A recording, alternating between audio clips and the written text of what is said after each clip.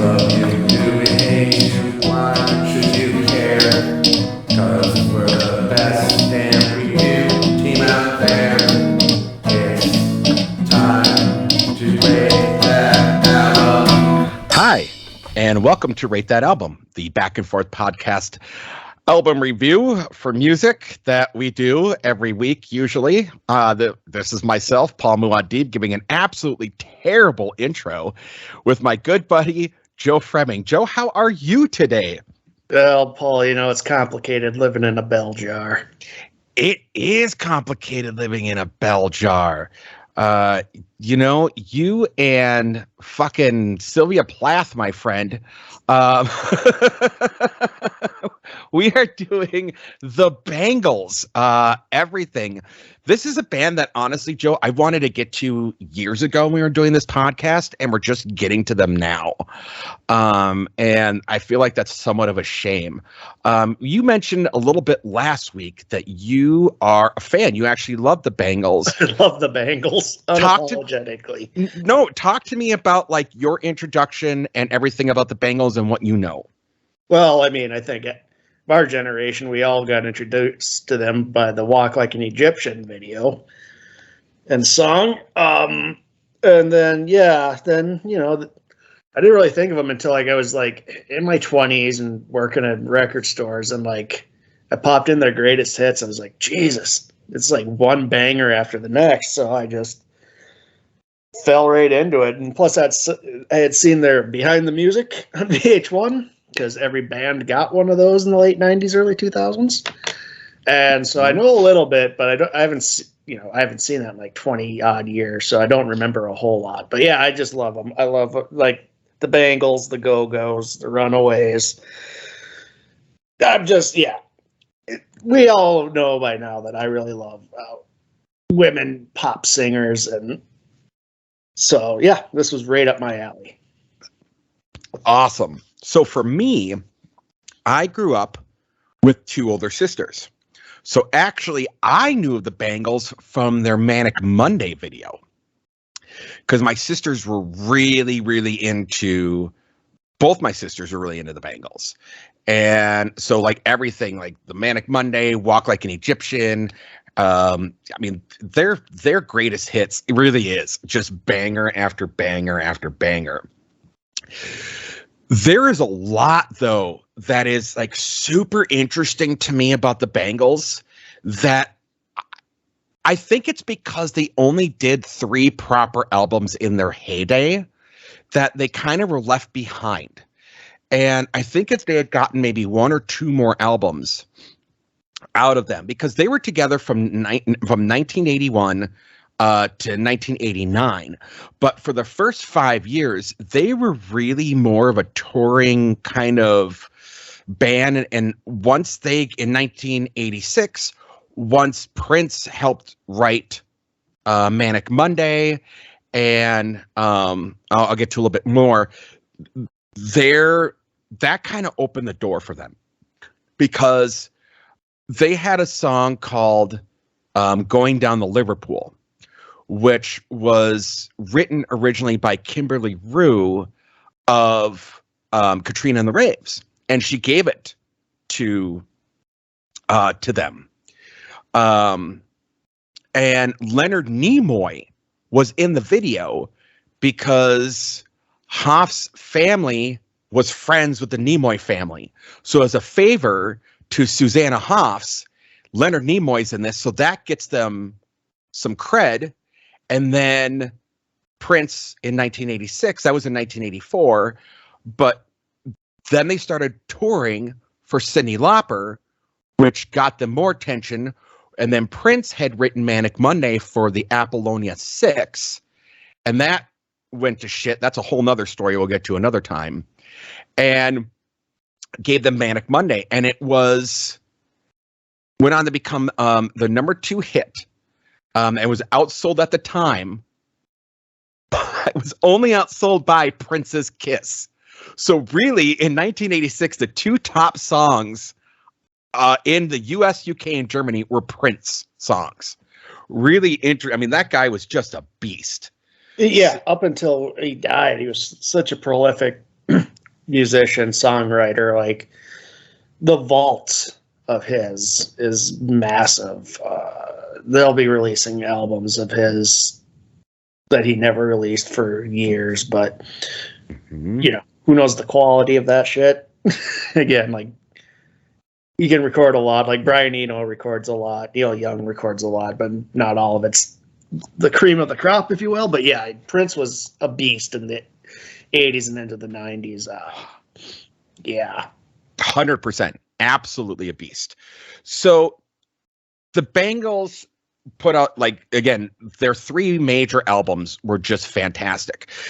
Now, the band started with Suzanne Hoffs, Debbie Peterson, Annette, I cannot pronounce her last name, dude, Zanakis, and Frank and Vicky Peterson. Vicky and Debbie were sisters. Annette left pretty early. And Michael Steele, whose real name was also known as Mickey Steele, who played with the Runaways, left that. Her real name was Susan Thomas. She was with the Runaways and left right before the Runaways in 1975 put out their big hit. Yeah, and was Kramer though. Like, the Kim Pauly guy was a real piece of shit. So yeah. So what happened was they bailed, and she bailed and joined them.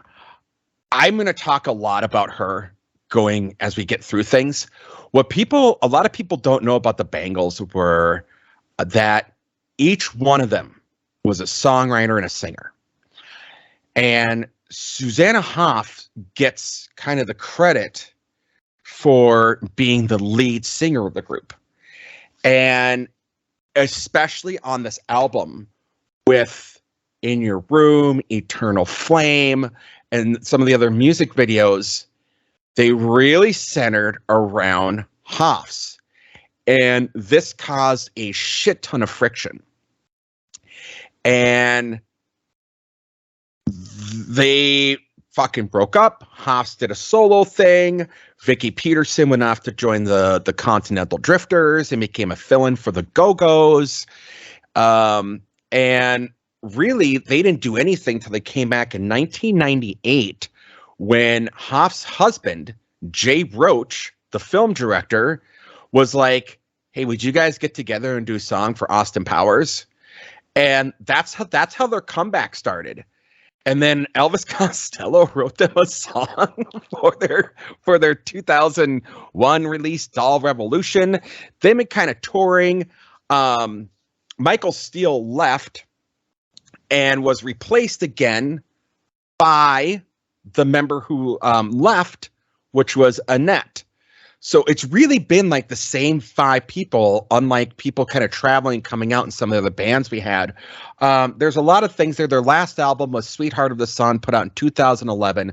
The main reason why Steele left was because everyone else had families kind of going and life, and she was still wanting to do music, and she was working on like a solo album, much like Oftamur, but unlike Oftamur finally getting one out after 10 years, still never got hers out. And so she was all in, and everyone else was kind of hemming and hawing on what the touring was going to be. So she said, fuck this. If you guys aren't serious about this, I'm out. And she retired from music completely, unfortunately. So that's kind of the whole story of the Bangles, and we're getting into their final breakup album, which is Everything. I guess, Joe, should we just jump right fuck into it? Yeah. Okay. Yeah. So let's start with In Your Room. This is Dynamite song, and this is going to be the common theme for me because, you know, I know that they had the friction because Susanna Hoffs was seen as the lead singer. It's her songs that were pretty much all the hits. She is the strongest singer in the band. So I can see the frustration of everybody involved. I can empathize, but she is the strongest singer. Like, she's not playing the drums because everybody needs to be doing everything, you know. So that was kind of my gripe when it gets into like, because a lot of these songs would be a lot stronger if she was on the main vocals, in my opinion. Mm-hmm. I put down, I mean, straight up, Joe, In Your Room is an 80s banger, right? Yeah. It is an 80s banger. It's a great song. Yeah, it's a horny song too. It is a horny song. It's a horny song. Now, interesting thing is, Elizabeth Hoffs, there was a story that went around where she sang nude for most of this album. And Susanna Hobbs. Yeah, excuse me, Susanna Hobbs. What did I say? Elizabeth. Oh God, what the fuck? That's yeah. I was gonna let it go, then I was like, nah. No, don't let that go. Jesus Christ. How the fuck did that name pop in my head? I haven't heard that name in over 20 years. Anyway. Get your shit together, Paul. I know, right? So Susanna Hoff had heard from the producer that Olivia Newton-John sang all of her songs nude and like just really owned it and all these things. So she did it. Susanna Hoffs was like, fuck yeah, I jumped in, and she's like, I recorded the whole thing in various states of undress just for this record, something I never did again or before. I was completely nude for Eternal Flame. Yeah, I mean, it's just something that she did, and she felt like it was like skinny dipping and put her in this position of kind of being completely comfortable with herself. And I think it's really fascinating that she did that. It's also kind of skeevy of that producer, isn't it? Really? Yeah. I mean, it's like not. He just wanted to see. It's gross. It's gross. Yeah. But yeah, that's disgusting. So, but it is what it is. The harmonies on this. Mm-hmm. This is something I miss in music, modern music, is vocal harmonies. This is such a lost art, and this whole album, because I'd be doing it in every single song, essentially, the harmonies on these songs are so fucking good, and it adds so much, because to me, Joe, the one problem I actually have with this album is something that you typically have a problem with, which is the 80s production style. It very much feels like an album of its time. These songs are all classics, but they're not really timeless classics because of that 80s vibe to me a little bit. And I think that's what's kind of held back the band a little bit, in my opinion. I could be wrong, but that's just my take on it. Yeah, the production is very 80s, but I mean, it works for what it is at the time and what it is now. There's only a few times where the production really bugged me, but again, I'm also the production and, you know, having vocalists who aren't as strong as a vocalist as Susanna Hoffs also is, you know, my major gripe. And I still, I love the band, but it's there's songs on here where you're like, oh, you don't have the range for this. Right. You wrote the song, but put it in some better hands. Like even the Beatles would sometimes, you know, sing the other song if they weren't that good at it. Yeah. No, I think that's one of the big things that really held them back. But the harmonies too. But yeah, this is a band that was very inspired by the Beatles. Very. You could absolutely tell that. You hear a lot of like George Martin-esque productions, flourishes on here, and their harmonies and all that. So yeah, it's very much like 60s pop in an 80s atmosphere, and I love it. I love it. Yes. Well, the next song, though, Complicated Girl, to me, has this almost proto-early 90s sound that really wouldn't be popular for like another 5 years. It was an odd one on the album, but I really like it.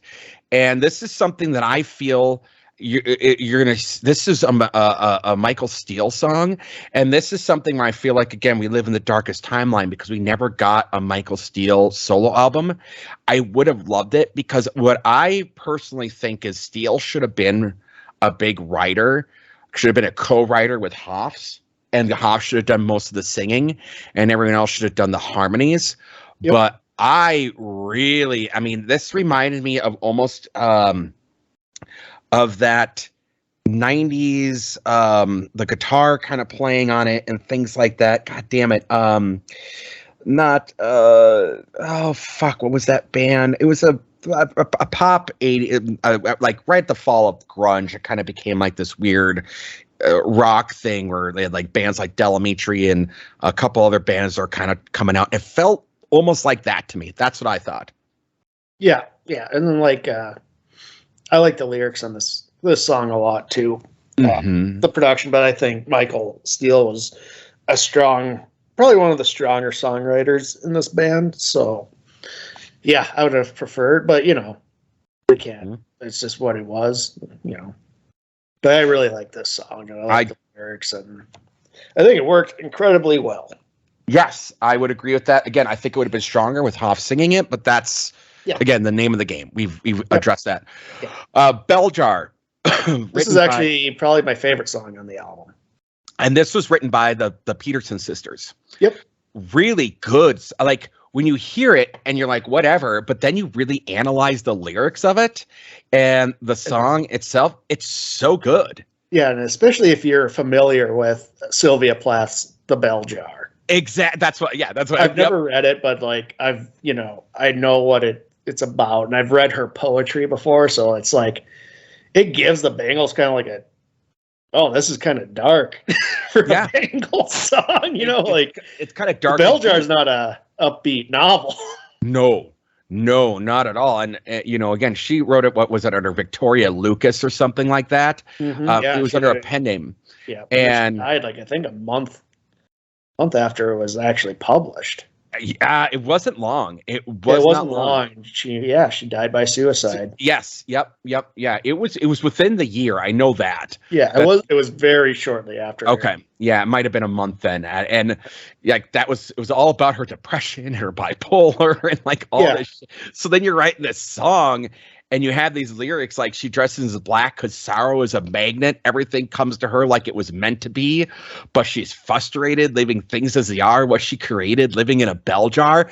Fucking, you would not expect that from the fucking Bangles. No, but here we are. And it's this is my, despite my like gripes about like Susanna Hoff should be the main vocalist, like this is my favorite song, and I don't think her singing it would have made it better. No. It's a really, really good song. Yeah. Next one is Something to Believe In.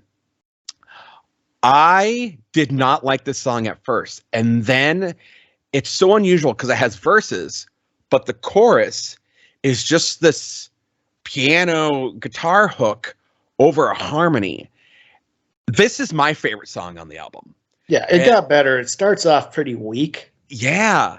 But then once it gets in its own, it really takes off. I put that in my notes too, because it's just like it starts off and you're like, oh, what the shit? Yeah. And then oh, I'm liking it. So it eases it way into it. And again, this is a Michael Steele song, I believe. Yes, it is. It is a Michael Steele song. It shows her talents. She's so talented as a songwriter. All of them, everybody in this band is super talented. I mean, they all can do everything. It's fucking amazing. It really is. It really, really is. It's unfortunate that they ended the way that they did after this album, because there's just so much here.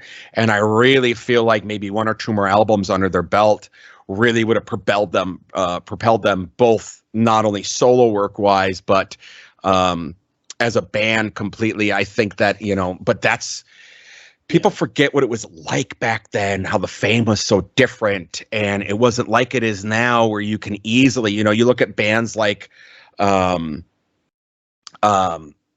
the Strokes, for example. Every single one of them are doing their own solo work, and they're all getting fucking fame for doing their own solo work, and they can kind of do their own thing and they come back. That's not how it was back then. You couldn't really do that kind of thing. And so then you get, obviously, Eternal Flame. Joe, go ahead. I fucking love this song, man. Like, this is such a great ballad, and Susanna Hoff's vocals are so great. Mm-hmm. And have you ever seen the Comedy Central special for Zach Galifianakis? I believe so. He ends his special with like of all these women who are, quote unquote, his exes, and they sing "Eternal Flame" while holding up signs about like how much of a piece of shit he is. Oh, that's brilliant. No, I don't think I've seen that then. It's fucking amazing. Like, I was trying to find it. Like, there's no YouTube clip of it. You have to Shitty.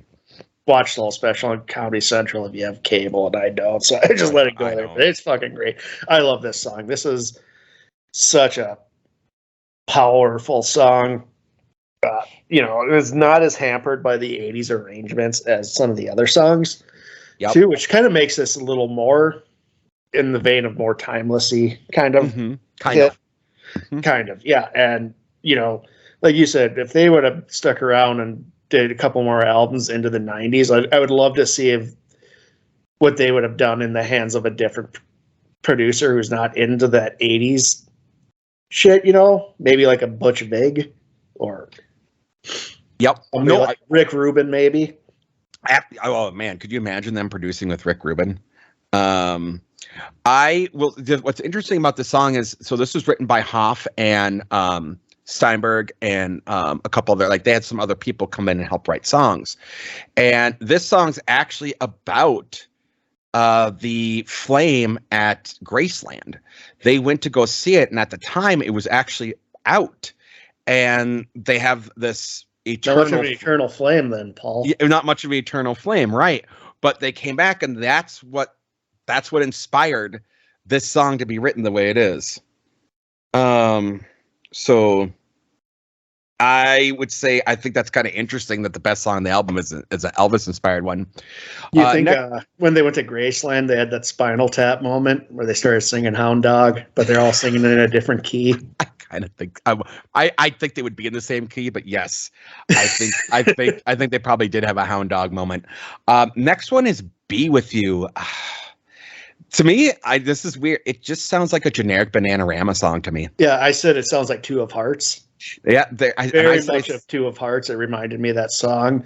My notes said it could be on the Grand Theft Auto Vice City soundtrack because of the 80s. It's weird because it starts with like kind of like the opening of Sgt. Pepper, where you're hearing like background noises and stuff, and then it goes into the 80s flourishes. But I did like they had Beatle-esque flourishes throughout, so it kind of helps the song. But yeah, this has the stink of 80s overproduction, like, into like my gripe about the Tears for Fears shit, Mm-hmm. I said it sounded like Cruel Summer. It had that Cruel Summer vibe to me in a way. And it felt like filler. It really did. It felt like a filler song. Next is Glitter Years. Another Michael Steele song. I love Michael Steele and her writing. Like, she has my favorite songs on the album. Yep. Minus In Your Room and Eternal Flame, obviously. And Bell Jar. And there's maybe a couple more. But yeah. The vocals aren't that strong on here, which was kind of like my complaint with it. Like, everything else about it is like, it's catchy, and the instrumentation and the flourishes I love. Mm-hmm. It's kind of frustrating when there's a singer who could pull it off better in that band. Yes, 100%. And again, this is where I think some of that, why some of the breaking up came into place, because you had so many egos, right? I'm a good singer. I can do this. I can do that. I think that really, really added to it. It also has that 90s vibe again. The thing with the Steele songs they are so ahead of their time. She only had 3 on this album, but each one to me was like, God damn it, that is like 4 or 5 years ahead of its time. I really wish they, you didn't know it then. I mean, hindsight's 2020, but looking back at it, you go, fuck, you had that and you didn't lean into it. Next, you get but the lyrics I like on this too. Before we move on, the Glitter Years are obviously the past around when Bowie and T-Rex are, and it's a story song. Yes, so I really like it. Yeah, yes, it's absolutely. Again, this is like it feels like even the lyrics feel like I feel like she would have done a lot, been really successful in the 90s. You know what I mean? Like, I felt like that would have been her peak time, because like I hear like in her songs a lot of what would come with other bands like, the Seattle shit and all that. So yeah, no, completely. I mean, again, you got Denny was working it real hard down Sunset Boulevard back in 73. Why would we bother going home? His parents left him on his own. Who knows? Maybe they went out getting stoned. I don't really know how we survived the glitter years. Oh my God. Yeah, it's so good. 74, Denny wrecked his father's car driving home that night. He was singing, "You better hang on to yourself." You're right.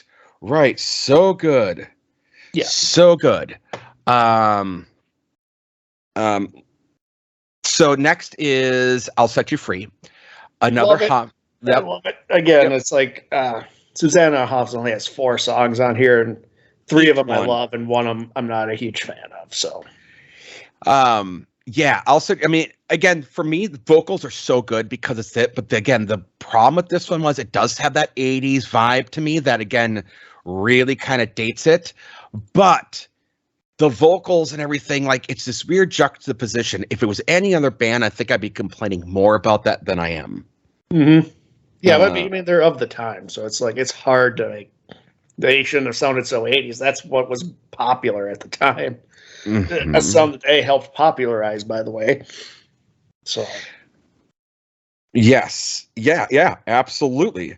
So next we got Watching the Sky, which is another Peterson song. It's heavy metal-ish. Yeah, I have this written. Sounds like an 80s metal sound with the drums and the production and everything. Yes, absolutely. Yeah, so I liked it. I like the vocals. Yeah, it was like interesting. It was a very interesting like song. I enjoyed it a lot. Again, not the strongest vocals, but it works for me with this song. Yeah, and it's definitely, again, an outlier kind of on the album. Next you get Some Dreams Come True. This one being Debbie Peterson. Oof, this one was rough. The harmonica was throwing me off, man. I said, I mean, the harmonica the lead guitar's really good. Yeah, the harmonica, it's like we're getting into Boy George territory now, and like it worked when Boy George did it. Like, yes, Boy George took care of the 80s pop harmonica song. We don't need any more of it. It's not something we were asking for. No. We didn't ask for it when Boy George did it, but George did it well, so we let it go. Like, all right, it worked for this. And then more people tried doing it, Paul. More people tried doing it. Pig fuckers. It reminded me, God, there was another song that reminded me of it. And again, I've been doing this the last couple months where I'm like, I know I'm going to remember by the time we get there, and I don't. But there was something in the chorus that reminded me of another new wave song that was not Boy George. Make a Play for Her Now. That one didn't do anything for me. I just said it was another filler song, which is crazy because I think Peterson also was a really strong writer. Make a Play for Her Now. Yeah, this was not good, but oddly, it's co-written by Vinnie Vincent. Yeah. So we're back in some Kiss territory. We are back in some Kiss territory. Absolutely. Vinnie Vincent's an interesting person. Like, if you ever have, during the pandemic shutdown, when everything was shut down, for whatever reason, I went on this like big wormhole of Kiss. Yeah. And Vinnie Vincent's one of those like elements of Kiss that is so fucking bizarre that you just gotta check it. Like, he has like a weird ass career. He's done a lot of weird shit. I mean, he worked with Wendy O. Williams. He worked with John Waite. He worked with Dan Hartman. He worked with Treasure. I mean, there is just Black Satin. There's just, he's a weird dude. Watch interviews with him. He's fucking weird, man. Oh, I see. Now that I haven't seen yet. I have not seen the interviews. I just know he did a lot of shit with a lot of fucking collaborations. Yeah. And he had, his fallout with Kiss was pretty bad. Oh, was it? Yeah. Well, it seems like everybody's fallout with Kiss has been pretty bad. So, well, God, it's not like he's unique in that way. Well, have you ever watched that Gene Simmons fucking reality show? It was a shit show. Next, we got Waiting for You, which is the last Hoff song. Yeah, this wasn't my favorite either. Like, these last few songs, after Watching the Sky, are just filler. Yes. Yeah. yeah, I mean, Waiting for You, I believe, was a single. All the And Hoff songs turn out to be. all the singles, but yeah, but it's not the greatest one. I still like it though. I mean, it's still somewhat all of a right. banger to me. It's yeah. And then Crash and Burn, it's a pseudo. Oh, this was bad, Paul. It's a pseudo punk song that This was the worst song on the album. And I love the Bangles, but I would be happy to never hear this fucking song again. yeah. This Well, was bad. Like, this made me mad when I heard it. Like, well, what's interesting? It was co-written by Rachel Sweet, who did a couple of things for like movies and like TV shows, music, that kind of thing. And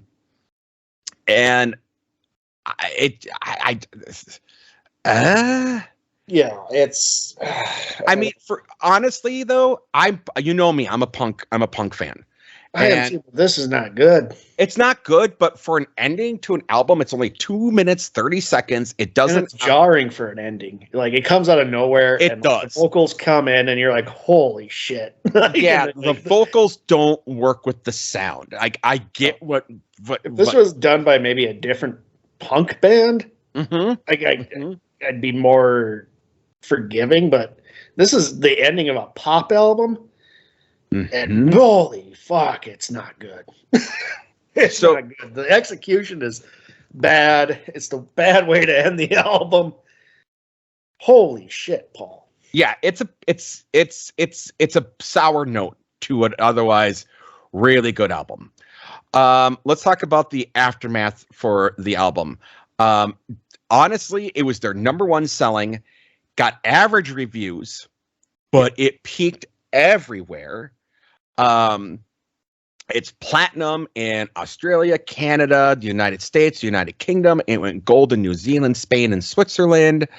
It did really, really well in the UK. I mean, in the US, it hit number 5 on the official charts. And in the UK, and in the US Billboard, it hit 15. It is their number one. I mean, Eternal Flame was their number one single. It was the best song they ever did prior and after. So that's what you have there. Susanna Hoff would go off and do a solo career, which was, I mean, she has some interesting stuff. She did a couple covers albums, like 4 of them with Matthew Sweet. Yep. Those aren't bad. Those are pretty good. Yep, absolutely. She did some soundtrack work. Yep. She did her album All Nighter. Yeah, she was becoming a star, though. That's the thing. Like, she was getting into movies and shit. Like she was getting big, and that's probably a lot of tension within this group. 100%. 100%. Yeah, absolutely. She had ended up in 1993 marrying Jay Roach, as I said. She was kind of doing her own thing, and then again, she was in that movie All Nighter with her mom, and it was Joan Cusack and Pam Grier. Did not do well. The movie did not do well. She did the When You're a Boy album, which only cracked the top 40, only charted for about a month, and didn't do very well there. Again, she started doing stuff with Matthew Sweet. She started doing covers of Oingo Boingo and some other stuff. Her mom was kind of a art film director. So she did a lot of sound work for her mom's movies. So that's where Susanna Hoffs ran off to. Deborah Peterson, she would kind of just go off, and she was in a duo with Sopan Meyer from the River City People. And she got married to a sound engineer and kind of just went off and did her own thing. Annette, she ended up kind of just doing her own thing. She joined a band called Blood in the Saddle, which didn't really get anywhere. And then came back when Michael Steele left. As we talked about Michael Steele, she kind of went off. She was starting with the Runaways, did not get along with that band at all. Joan Jett really called her out, and Lita Ford really called her out during that time frame, which is another really fascinating story we'll get to at that point down the road. That's Lita Ford's such a bitch. And she was working on the solo album, didn't really go anywhere. And she was in another band that didn't really go anywhere, and again came back and then left the Bangles after the Revolution. Vicky Peterson, she went and joined the Continental Drifters, which was kind of a rock power pop band, did get some notoriety. And she actually married one of the guys of the brother of Continental Drifters and the Psycho Sisters, which was Susan Coswell. And then when the Bangles got back together, she was like, hey, I'm going to do this again. And she's still kind of doing her own thing. I mean, they never really got big, but they all kind of kept in doing music. I just think, again, as we talked about, egos and everything kind of just took them really, really by. It's just unfortunate. Again, darkest timeline, dude. Yeah. Yeah. So that's kind of the aftermath. Unfortunately, every one of them kind of drifted off into more so obscurity for what was, in 3 years, 3 albums, every one of them a success.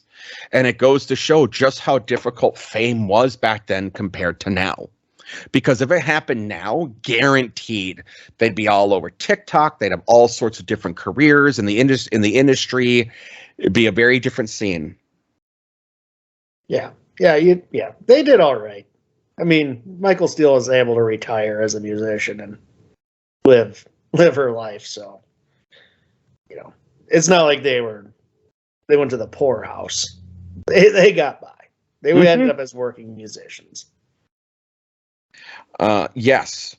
Absolutely. No, they got by. It's just, the fame was never really there again.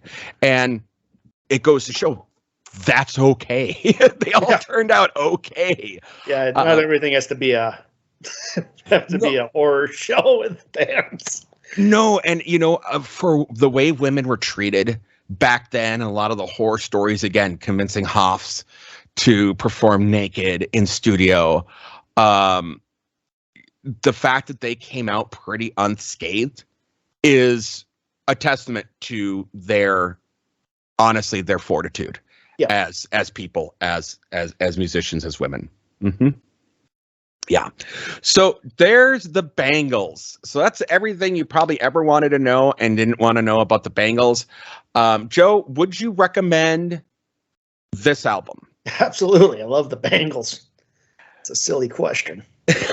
So I am going to put a caveat on that. Oh God, here we go. I haven't done a caveat in a while. It is full-throated endorses Porridge Radio, but won't endorse. Gives caveats to the Bangles. No, the caveat is if you are at the store, you're looking at Amazon or you're wherever you're going to get your music, or you're looking at like a downloads thing, right? And you see the Bangles greatest hits and you see the Bangles everything. Go with the greatest hits. Yeah, go with the greatest hits. The hits are just great. And, the greatest hits also includes Hazy Shade of Winter, which they did for the Less Than Zero soundtrack. Such a good movie, such a good soundtrack, such a good song. I don't like the movie, but because I read the book. Oh, fair enough. Yeah. I think it's like people who read the book typically don't like the movie. So Less Than Zero, you have... going into the movie, you have a 50-50 shot of liking or not liking it, depending on one main factor. Yeah. The one thing I will say that I like everything versus because the greatest hits had Walk Like an Egyptian, Going Down to Liverpool, I'll Set You Free, In Your Room, Everything I Wanted, Following, Hazy Shade of Winter, Manic Monday, Be With You, Eternal Flame. So it has a lot of the Hoff stuffs, right? And I would say I do like the Steel stuff, the 3 Steel songs. They are so good and deserved more credit than what they got.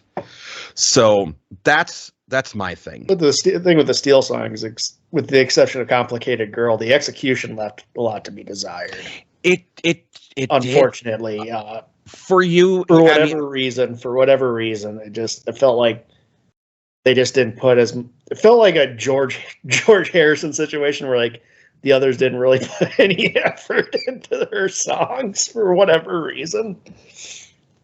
Yeah, I mean, I get that, and I just guess Susanna Hoffs is like the Paul McCartney, so it's like all full stops on hers, and Vicky Peterson's the Lennon, and like they do the same for her. And then Steele's like George, and Debbie's like Ringo, like I wrote a song about an octopus. Yeah, go away, Debbie. No, so yeah, I think we both recommend it. I do think they should have. I think there should have been more fame there, but again, it is what it is. So they're one of the biggest bands of the 80s. They don't want any of fame. They're all over MTV. No, they were, but I'm saying like they were just really forgotten really quick, right? And that was the 80s, man. That was everybody. Right. That's what I'm saying. Fame was so different back then that I think they would have had a completely. I mean, we know they would have had a completely different trajectory, and I think there's so much there that it's unfortunate that it didn't translate to other famous bands when they weren't together. It's almost like a weird inverse supergroup. Like together they were amazing. Apart it didn't work. Almost like the Beatles in a way, outside of McCartney, and even then people will argue. I mean, I personally love Wings and Paul McCartney. Well, Harrison had the best solo album of all. Yes. All Things Must Pass is the best solo Beatles record. So that's a fair statement. So there we go. Joe, what do you got going on at the Showdown? Nothing right now. Okay. So all right. So no plugs. I'm actually going to plug something. I am in the works of another little side project of something I'm going to do based around conspiracy theories, Joe. So that may be coming down the pipe in a couple months. So I will plug that early, and just so we have, just so you can know, that's something I am thinking about. I'm currently writing out and trying to make happen. So there is that. Right. Yeah, right, Paul. That's what the deep state wants me to think. Fantastic. I'll give you more about it as time goes on. All right, Joe. This was a short and sweet one, wasn't it? Yeah, short and sweet. Man, I should have done the other album in addition to this one. Oh, well, it wouldn't have meshed very well, but we'll save that for another day. They don't all have to be epic WWE, WCW fucking filler, Paul. Right? Well, you remember with the rock and wrestling connection, see Cyndi Lauper, which just like... All right, Joe. Start your own wrestling podcast. Keep me out of it. Maybe I'll do wrestling conspiracy theories. Joe, what are we doing next week, my man? Paul, we're gonna stay in the 80s. Okay. Paul, you like Huey Lewis in the News? Well, their early work was a little too new wave for my taste, but when Sports came out in '83, I think they really came to their own commercially and artistically. The whole album has a clear, crisp sound and a new sheen of consummate professionalism that really gives the songs a big boost. He's been compared to Elvis Costello, but I think Huey has a far more bitter, cynical sense of humor. We're going to do Sports by Huey Lewis in the News. Jesus Christ, dude. You have that all right there. That's fucking hats off to you, sir. Hats off to you. Oh my God. Yes. Is that a raincoat? Yes, it is. Yes, it is. Hey, Paul.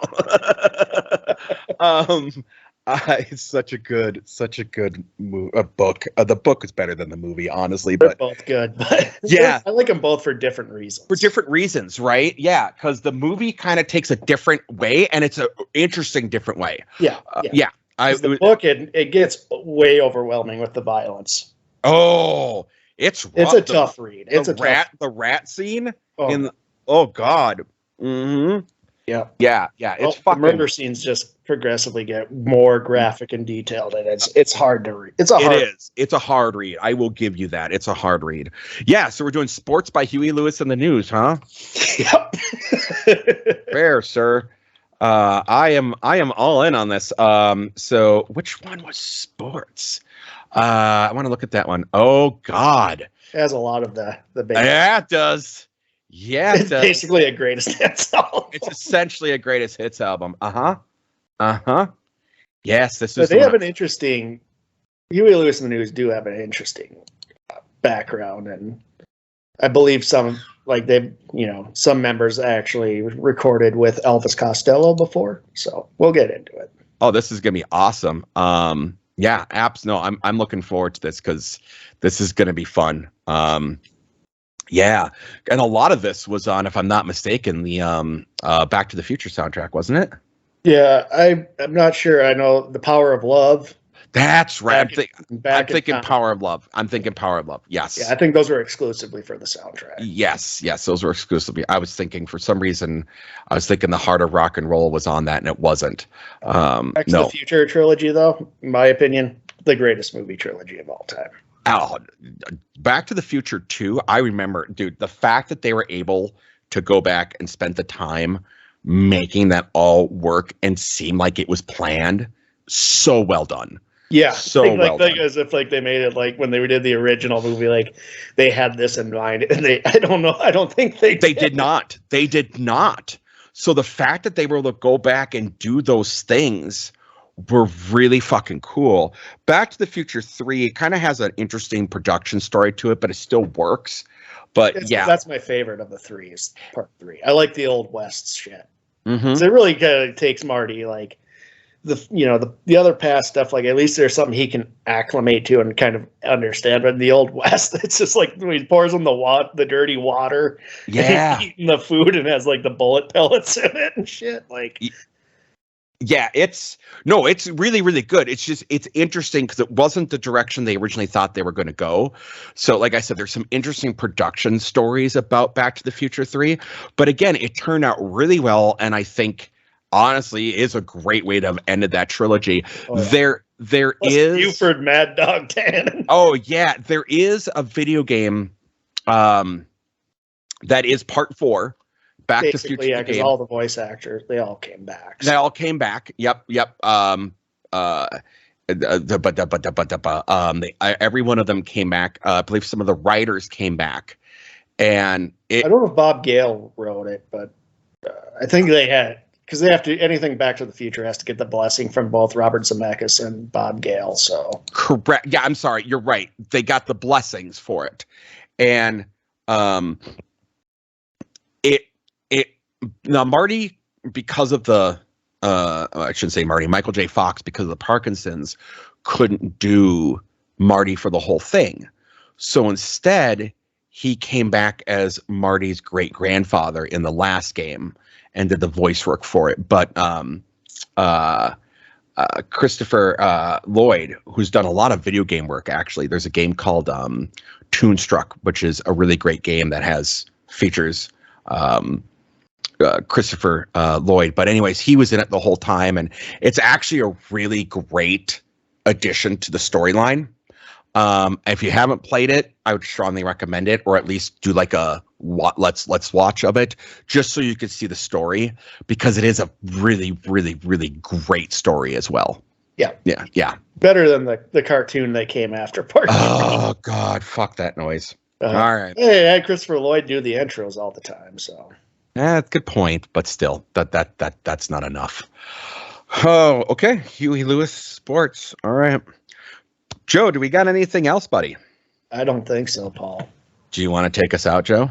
No. Did we love you? Did we hate you? Do you even care? Yes, you did. We're the best damn review team out there.